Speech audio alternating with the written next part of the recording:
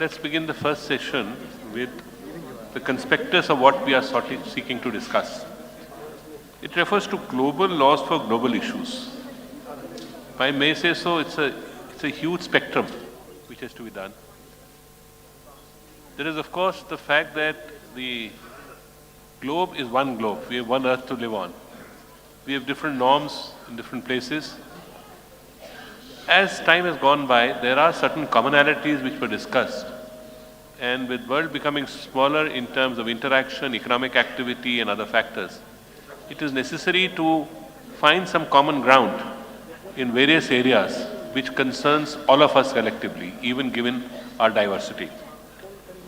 I'm just initially going to flag some of the issues which arise for consideration and leave it to the other panelists to comment on the different aspects of it or any other aspect which they think would be relevant for these purposes. I think one of the first issues I would like to flag as a global perspective is the environmental crisis facing the world over. No one country can find solutions to this problem. Reminded of Mahatma Gandhi's quote that nature is enough for everyone's need, but not for every man's greed.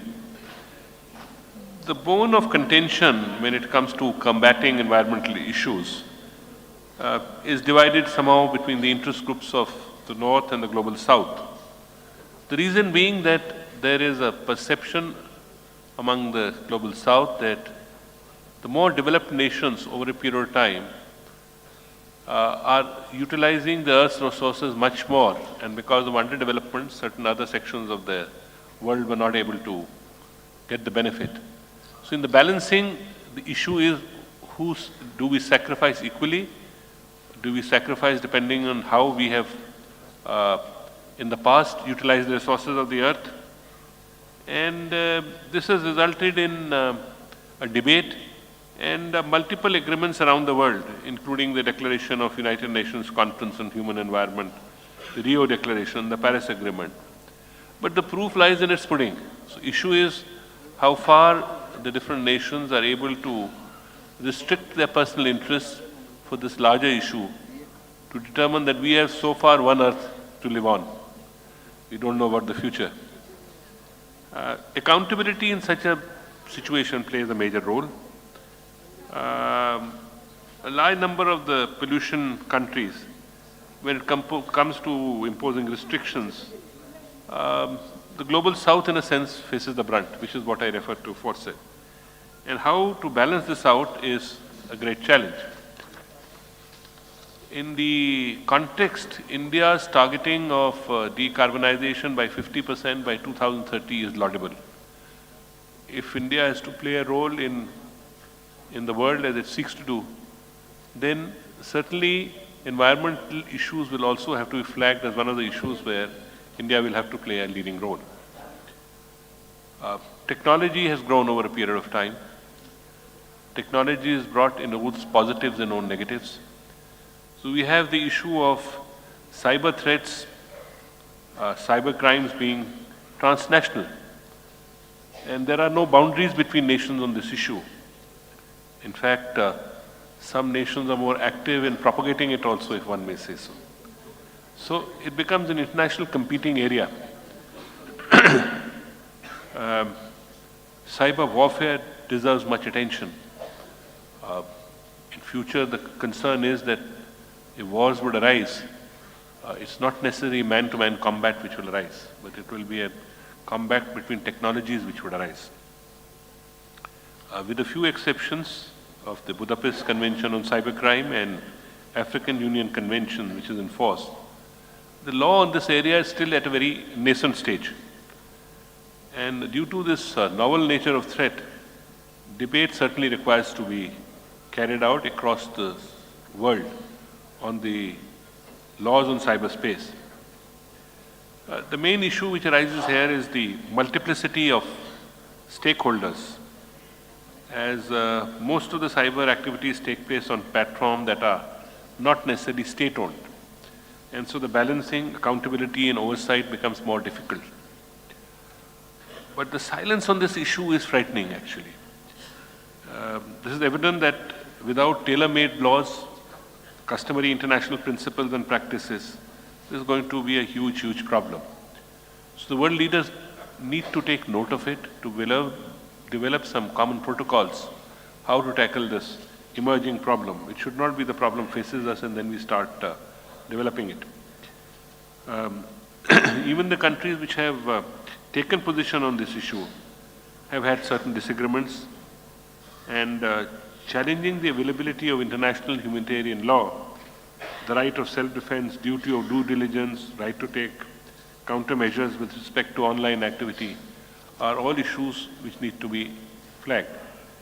A possible solution, which I may say so, is a multi-stakeholder consensus, paramount to solve this issue, which involves solutions from both the private players as well as public sectors. The question to be pondered would thus be that whether we are saving the state from citizens or the citizens are saving the state. Coming to international trade disputes, on international level, we are now much more geared on this issue because we started thinking earlier how to tackle the governing issues of trade dispute in international trade law, which aims to regulate state governments' business policies. The private part is also regulated by cross-border business dealings. Any business activity naturally will result in some disputes, some difference of perceptions. And thus, a dispute settlement mechanism in this sphere is comparatively well established. India has played a role in it, and with, I think, the Mediation Act coming into force, we'll see some movement on this issue, both on the international level. But the dispute settlement mechanism has its roots stemming back to the formation of the GATT. With the establishment of the WTO, there have been discussions on whether to continue, modify, or terminate such dispute settlement rules and procedures. As per the United Nations, the Dispute Settlement Understanding Review is currently being carried out within a framework of 12 thematic issues covering a broad range of proposals. Since 2016, that's 7 years ago, the negotiating groups have undertaken work on these issues in a sequential and focused manners. But a lot needs to be done. We have not come to a finality on the issue. My view would be the current set of treaties should also be modified in a manner that suits the interest of the developing countries. While free trade is welcome, the financial resources often are ignored when drafting the treaties. And thus the more developed nations will have to play a more positive role. And as India moves towards a development strategy to play a role as a more developed nation, its role will increase and will have to be more positive in a leadership role. Turning now to the human rights violation. After all, the earth is occupied by the humans. It has cost some other species more. And the human rights violation within itself is there, and there's also an aspect of violation vis-a-vis the other species. That's why they say the human race is possibly more selfish. It has to learn to live with the other species which exist on this earth, which the God created. And that disturbing of that balance has its own challenges. The other is the aspect of human rights carried out by, in a violation manner, by humans themselves. And the inherent and intrinsic to each individual is factors such as race, creed, caste, sex, nationality, and the right to life and liberty, freedom from slavery and torture, freedom of opinion, to name a few. Everyone is entitled to the rights without any discrimination. Therefore, the international human rights law. There have been various treaties on this aspect, but the world is going through a difficult phase at the moment, divided over what different perceptions are. In fact, this is a great challenge, I think, within a country and outside a country on the international level. How to accept difference of perceptions and find a solution which is acceptable to all sides. I think the whole concept of the world being one is something which needs to be emphasized, because one part of the world can't exist without the other. One species cannot exist without the other. The implementation of basic human rights requires diplomacy at the highest level, and an endeavor to find solutions to this problem. Lastly, turning to the issue of insolvency. With growing trade and cross-border transactions, the need for a unified insolvency law has been in demand. Framework is provided by the UNCTRAL, legislative guides on insolvency law, EU regulation, insolvency proceedings, and Strasbourg Convention, amongst others, such as legislations are stepping stone towards taking cognizance. The Indian law also, with the new insolvency code, seeks to address part of this thing, but on the aspect of across the world insolvency and cooperation, still that chapter needs to be addressed. The approach towards tackling this is largely divided into two concepts, which is territorialism and universalism. The problem with the first approach is that depending on the forum, the law applicable to recognition and enforcement of foreign rights claim may differ. The UNCTRAL legislative guide is unlike any other multilateral convention. It merely provides a legislative guide to modify their laws to ensure a consistency on insolvency laws and practices.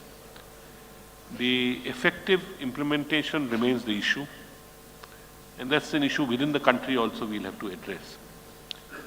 To my mind, these are some of the topics, not exhaustively, which deal with aspects when we look at an international platform, how to deal with these issues.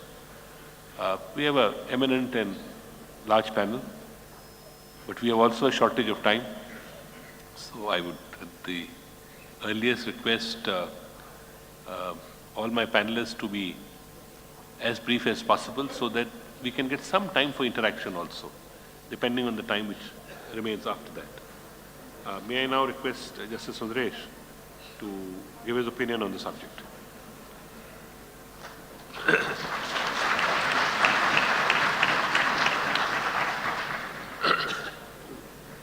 Thank you. More than 1,000 years ago, a very powerful statement has been made by a poet in Tamil Sangam literature. He said, which I quote in Tamil, Yadum Ure Yavarum Kelir.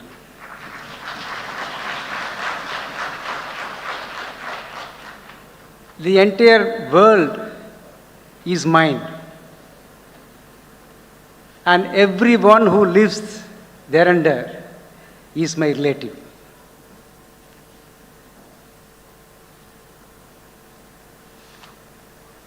Edgar Mitchell, the sixth person who landed on the moon, made an interesting comment. He said, from out there on the moon, international politics looks so petty. As Justice K.R.L has said, the topic today is so huge. How do we define a global issue and therefore a global law? Are we to confine our understanding to different nations? Or are we to look at humanity as a whole? With the demography changing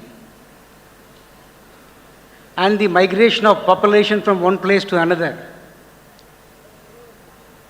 we need to understand it with a different perspective, as what we think today may not continue tomorrow. It may be a wishful thinking. You have countries having different ideologies, but humanity as a whole has its own issues and problems to be dealt with. Therefore, in my considered view, when we talk about a global issue, we need to think so broad to include problem faced by people from one place as against the other. Once we draw this conclusion, then as Justice Kaul has said, how do you deal with the issue of environment? Number one. How do you deal with other issues touching upon civil rights and cases pertaining to criminal law? Hubert Reeve made a very fine statement on the human species. He said, human beings are of the most insane of all the species. They worship the invisible God while destroying the visible nature, not knowing the invisible God he prays is the nature he destroys. When we understand the environmental law on a global perspective, we cannot confine to a particular state or a particular country. The idea is to have a good environment throughout the world. This goes to the developed country also as against underdeveloped countries. Therefore, this mindset has to change. Now, what is the framework we have to deal with this? Which I will put it to the distinguished speakers to give their perspective about it. We have conventions, we have biodiversity treaties, but what is happening on ground? Can we say that environment in a particular state requires to be protected at the cost of environment in another state? It can never be. For the flora and fauna, for the animals, migratory birds, entire world belongs to them. That is one part of it. And he also flagged about IBC code, and it had need for international code on insolvency. Now, already we started moving towards it. Most of the new enactment, particularly on the commercial field, starting from IBC code, Arbitration Act, we have followed universal principles widely accepted across the countries. Once we do that, it becomes more of an international and therefore global issue. When you deal with a party who comes from the other side. Now, this can be stretched. Can it be stretched to personal laws? I would say yes. What is the problem? How do you deal with the problem? An issue of divorce, an issue of custody, an issue regarding property between two partners, one belonging to some other country, another belonging to the country like India. Therefore, the personal issues would also attain a global perspective. And so also for the corporate entities. Time has come for us to think aloud, as in the inaugural section it has been spoken about by the Chief Justice of India. We need to think broad. We need to think about the future. We need to evolve new laws, both internally, which is also inclusive of criminal law, though we follow Indian Penal Code, substantially borrowed from the British system, Evidence Act, Code of Criminal Procedure, and Civil Procedure Code. But structural changes are required to deal with the problems, not only the local problem, but problems touching upon citizens belonging to the different countries. With these few words, I thank the organizers for giving this opportunity. Thank you very much.